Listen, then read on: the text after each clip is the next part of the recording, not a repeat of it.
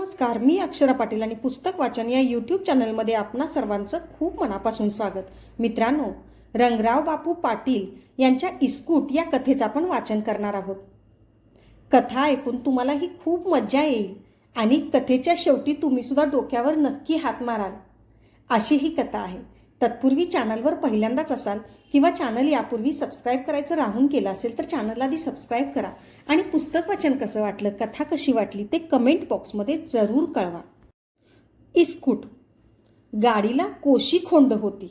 त्यांची भली मोठी वशिंड डोंगरात दिसत होती. शिंग कोचारी होती. हरणाच्या पायागत पाय. मालकाचा शब्द कानावर आला की बेहद उधळत होती. चाबकाच्या वादीचा शेवट सुदीक पाठीवर पडू देत नव्हती. लगेच गाडीची भिंगरीच करीत होती. रस्त्याचा धुळा उडवीत होती. एक मोटार निघाल्यागत गाडी पळत होती. पण गाडीतल्या माणसांचं लई हाल होत होतं. तंबाखू खाणाऱ्या माणसांची पंचायत झाली होती. तळ हातात तंबाखू घ्यायला येतच नव्हती आणि घेतली तर ती मळणं मुश्किल झालं होतं. काही जण तर मनातल्या मनातच विडी ओढीत होते.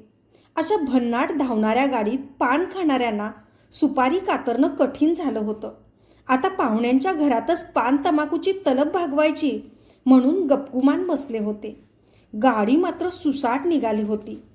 श्रीमंत्या आज पोरगी बघायला निघाला होता. त्यासाठी त्यानं गाडी झुपली होती.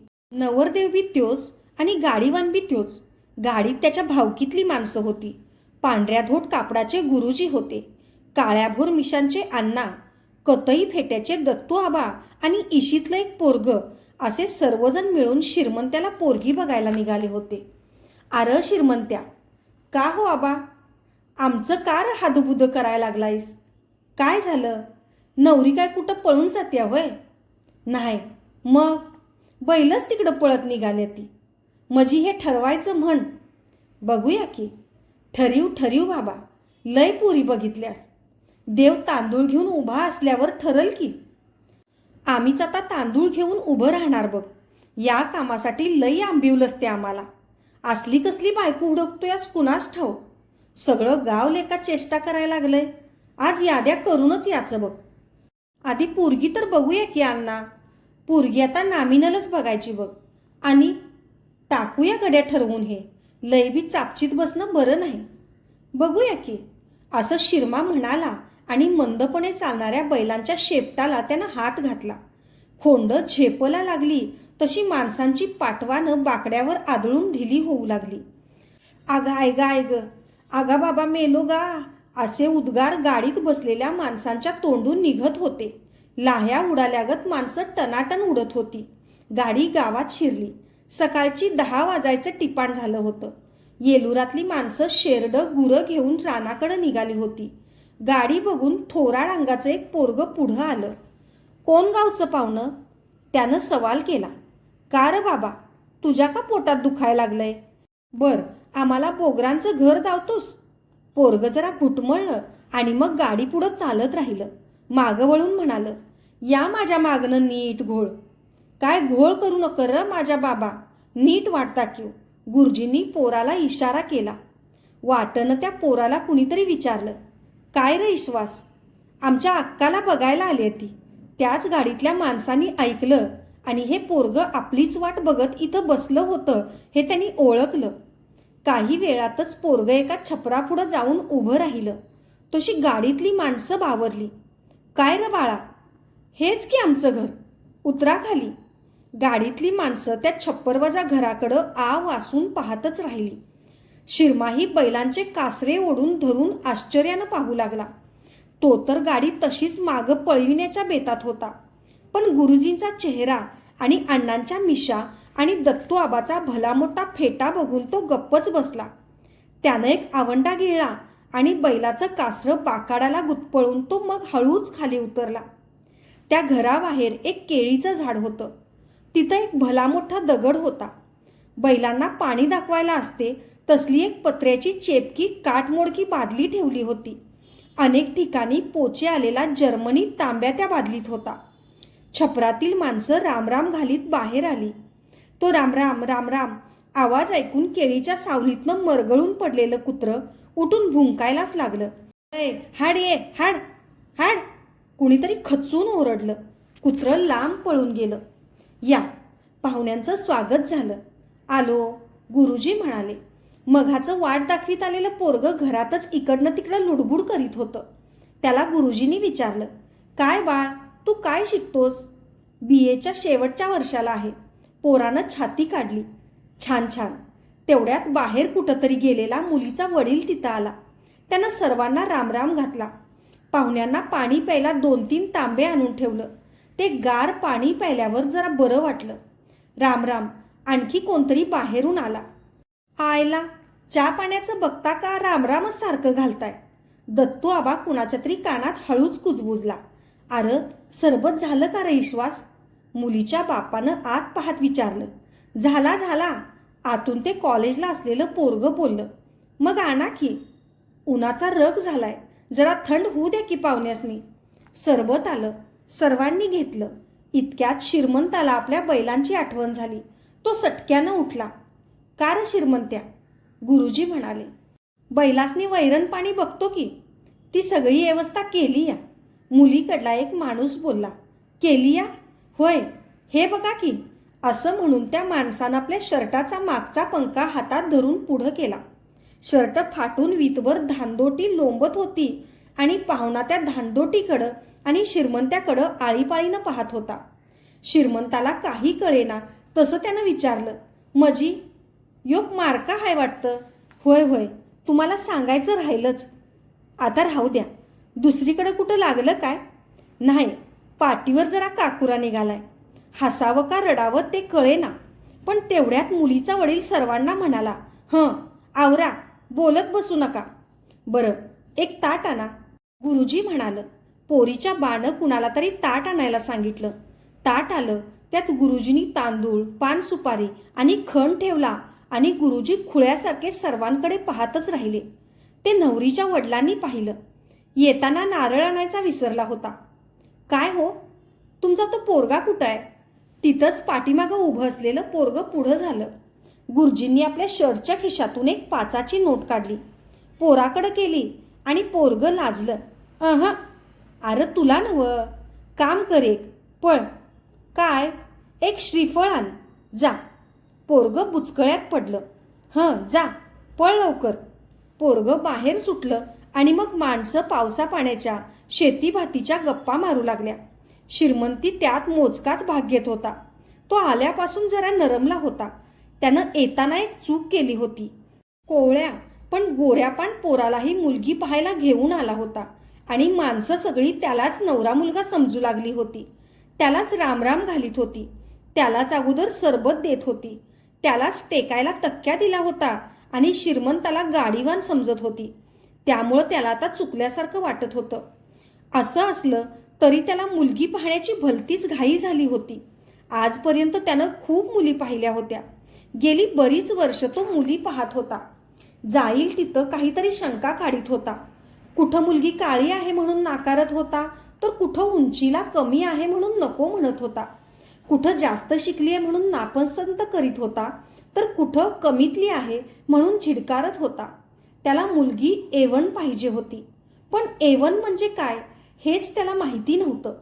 त्याचं घरचं चांगलं होतं म्हणून तो हे असले थेर करीत होता. गावात मोठा वाडा, 25-30 एकर जमीन, हत्तीसारखी बैलं, 7-8 गडी चाकरीला. त्याच्यासाठी मुली पाहायला जाऊन त्याची भावकी खूप कंटाळी होती. त्यासाठी वेळ घालवायला आता अलीकडं कोण तयारच नव्हतं. श्रीमंताचं लगीन हा एक आता गावात चर्चेचा, चेष्टेचा विषय झाला होता. आज ह्या माणसांना कसंबसं तयार केलं आणि गाडीतून आणलं. निघतानाच गुरुजींनी त्याला सांगितलं होतं, हे बघ श्रीमंता, आज तू मुलगी पसंत केलीच पाहिजेस. अरे सगळं गाव खुळ्यात काढायला लागलंय आपल्याला. पोरगी पसंत करायची आणि याद्या धरायच्या. काळी असू दे नाहीतर गोरी असू दे, उंच असू दे नाहीतर गिड्डी. आता खरोखरच श्रीमंताही मनाचा हिया केला होता. कसली असल तसली असल, पोरगी पास, पावणं पास, हुंडा पास, लय आकडून धरायचं नाही. आता मुलगी केव्हाच नटून थटून उभी राहिली होती. गोल पातळ नेसली होती. कुंकवाची बारीक टिकलेली आली होती. पावडर लावली होती. कानात झुबं घातलं होतं. ती सारखी आरशात पाहत होती. नाजूक आवाज कसा काढायचा, उत्तर कसं द्यायचं हे ती ठरवीत होती. झाली का तयारी? मुलीचा बाप ओरडून म्हणाला. झाली झाली, आतून आवाज आला. तेवढ्यात कुणीतरी पाट आणून मांडला. तो डगमगणार नाही ना, मुलगी पडणार नाही ना याची खात्री करून घेतली. येऊ द्या का मुलीला? तुमचा तो पोरगा कुठं आहे? गुरुजी म्हणाले. कोण? तो श्रीफळ आणाय गेलेला. कवा आलाय? तो येऊ द्या. बरं बरं असं म्हणून मुलीचा बाप आत गेला. आईला ह्यो नारळ आणाय झाडावर चढला काय? दत्तूबाची शंका. का बंदराला गेला? एक कुजबूज. माणसं त्या पोराच्या वाटेकडं डोळं लावून बसली ती आणि श्रीमंता विचार करीत राहिला. हे माझ्या सासरवाडीचं घर, ह्यो माझा सासरा आणि तो माझा मेहुणा. आईला कुणाच्या नशिबात काय लिवलंय तेच कळत नाही. आला बर का. सगळीच बाहेर बघू लागली. काही जण तर पालतं पडून पाहू लागली. कुणी कुणी रांगल्यागत केलं आणि पोरगं दिसल्यावर सप्पय बसलं. आला का? गुरुजींचा जीव भांड्यात पडला. पोरगं आत आलं. त्याच्या हातात काहीच दिसत नव्हतं. माणसं जरा बावरली, पण पोरगं पुढं आलं आणि हातातल्या चिमटीतली वस्तू गुरुजींना दाखवीत म्हटलं. अर्धच गावलं. अर्धा नारळ आणला म्हणावा तर तोही कुठं दिसेना. काय अर्धच आणलंस बाळ तू? जायफळ. जायफळ? गुरुजींनी किंचाळून विचारलं. होय, तुम्हीच मगाशी म्हटलं की. काय? श्रीफळ का काय आण म्हणून? हा मग श्रीफळ म्हणजे जायफळ असल म्हणून मी जायफळ आणलं. बरं, झाक केलंस. आता ते उघड आणि घाल आम्हाला. गुरुजी चिडले आणि सगळी माणसं खो खो हसू लागली. श्रीफळ हान श्रीफळ म्हणजे नारळ हे ऐकताच पोरगं पुन्हा बाहेर पडलं. बरं गुरुजी, ह्यातला नवरा मुलगा कंचा म्हणायचा? बसल्या बसल्या कुणीतरी विचारलं. गुरुजींनी श्रीमंताकडे बोट केलं. तशी माणसं दचकलीच. त्याचा अंदाज साफ चुकला. एक जून ढोकार पोरगं गुरुजींनी दाखवलं, पण जमीन चुंगला बक्कळ हाय म्हणून माणसाने काही मनावर घेतलं नाही. असा काही वेळ गेला. आला का? नाही अजून. आता काय घेऊन येतोय वा कुणास ठाऊक. तेवढ्यात पोरगं पुन्हा घाईनं आलं. आता काय आणलंस बाबा? आणलं की श्रीफळ. हैशार गभरू. बरं आता वाडीचार लावू नका, पुढच्या कार्यक्रमाला लागा. गुरुजींच्या या बोलण्यानं माणसं भानावर आली. बोलवा मुलीला. मुलगी किती उशीर झालं तयारीतच होती. बोलवा म्हटल्यावरती झापझाप तिथं आली. तिचा अवतार बघून मारकत जनावरच अंगावर आल्यागत वाटलं. माणसं सरकून बसली. मुलगी पाटावर बसली आणि काडकन पाटाची फळी मोडली. आबा, काय हो जाडबया ही? श्रीमंता कानात बोलला आणि मग श्रीमंताची वाचाच बसायची वेळ आली. बाळ, नाव काय तुझं? एकानं पाळणा कुठं दिसतोय का पाहिलं. मंगल. धाडकन कोणीतरी पडल्यागत वाटलं सगळ्यांना. तुझ्या वडिलांचं नाव काय? मारुती. आवडणारं फळ? फणस. मुलींनी कशीबशी उत्तरं दिली. निदान मुलगी खुळी नाही एवढं श्रीमंताच्या भावकीतल्या माणसांनी ओळखलं. मुलीची ओठी भरली आणि मग सर्वांना नमस्कार करून ती आत गेली. ह्यो 5वा पाट आमच्या अक्कानं मोडला. पोरगं पाट उचलीत म्हणालं. मुलगी आल्यापासून श्रीमंता जे टक लावून पाहत होता ते मुलगी परत गेली तरी तसाच पाहत राहिला होता. मुलगी आत गेली आणि माणसांना बैठक मोकळी मोकळी वाटायला लागली. श्रीमंताला एकाच गोष्टीचं जास्त वाईट वाटत होतं. ते म्हणजे आपल्या भावी पत्नीला परत जाताना नीट लवकर वळता आलं नाही याचं. पोरगं पोहे घेऊन आलं. सर्वांना दिले. कोणीही बोलत नव्हतं. फक्त बशीत चमचे खडखडत होते. त्या आवाजावरून श्रीमंताला बैलांच्या झुंजीतल्या शिंगाच्या खडखडाटाचा भास झाला. पोहे झाले, चहापाणी झाला, पानसुपारी झाली. हे काय श्रीमंता? दत्तूआबानं विचारलं. काय काय बोला की. श्रीमंता जरा हाबकलाच होता. मुलगी पास करायची हे आधीच ठरलं होतं. तो बैठकीतून झटकन उठला. बाहेर पडत म्हणाला, गुरुजी, बाहेर या जरा. गुरुजीही मग सपाट्यानं उठले. दोघेजण लांब जाऊन एका झाडाच्या सावलीत उभे राहिले. गुरुजी, काय चुकून पोरीची आई बाहेर आली होती काय पाटावर बसाय? श्रीमंता. गुरुजींनी त्याच्या पाठीवर हात ठेवला. घाबरू नको, गुरुजी म्हणाले. काय घाबरू नको? श्रीमंता चिडला होता. तुझं वय काय? 35-36. तुझ्याकडं हितनं पुढं स्थळं बघाय कुणी फिरकणार नाही. तेव्हा हीच मुलगी. आयला त्या लग्नाच्या हुली. शांत रहा, शांत रहा.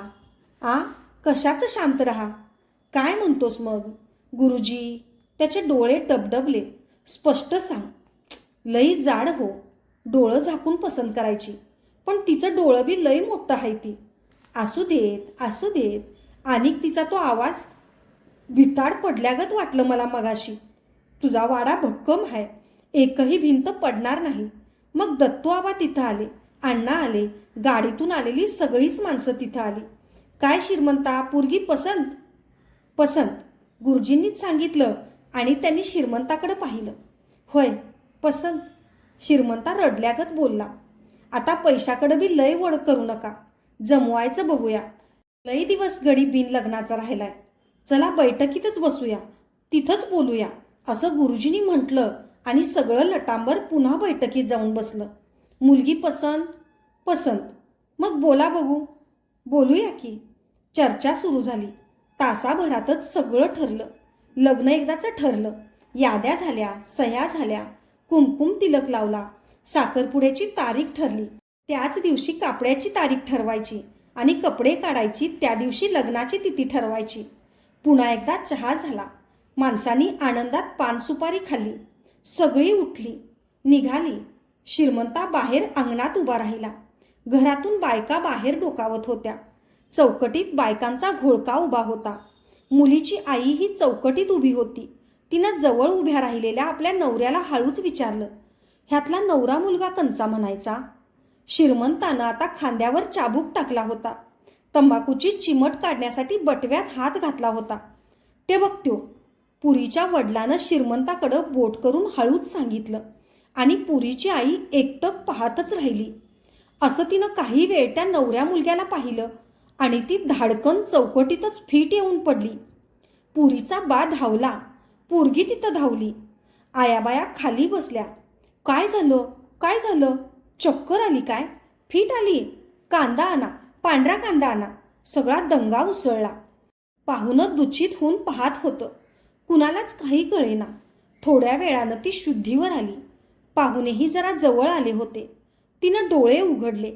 मुलीच्या बापानं विचारलं, काय झालं ग? ह्योच नवरा. तिच्या तोंडून शब्द फुटेना. काय? ह्योच नवरा मला बी बघायला आला होता. आगाय ग. पोरीचा बाप जवळजवळ वराडलाच आणि पुढं पाहुण्यांच्याकडं बघत राहिला आणि मग खवळून म्हणाला, पोरगी तिकडं ढवात ढकलून देईन, पण इतक्या जून ढोकार नवऱ्याला मी ती देणार नाही. आणि पाहुणं बिन वंगनाची गाडी हाणा. श्रीमंता तिथनं लटकन हल्ला. बैलाचं कासरं सोडलं आणि सपाट्यानं गाडी सोडली. सगळीजण खजील होऊन गाडीत बसली. त्यानं सापकन चाबूक ओढला आणि गाडी हल्ली. धावू लागली. उन्हाचा रग झाला होता. गाडी गावाबाहेर आली. उन्हाच्या झळा वाहत होत्या. त्यातून श्रीमंतेची गाडी वाट काढत होती. धन्यवाद. अशाच नवनवीन आणि विविध विषयांवरच्या कथा, कविता आणि पुस्तकांसाठी पुस्तक वाचन बाय अक्षरा पाटील हे चॅनल सबस्क्राईब करा. आणि पुस्तक वाचन कसं वाटलं, कथा कशी वाटली ते कमेंट बॉक्समध्ये जरूर कळवा. धन्यवाद.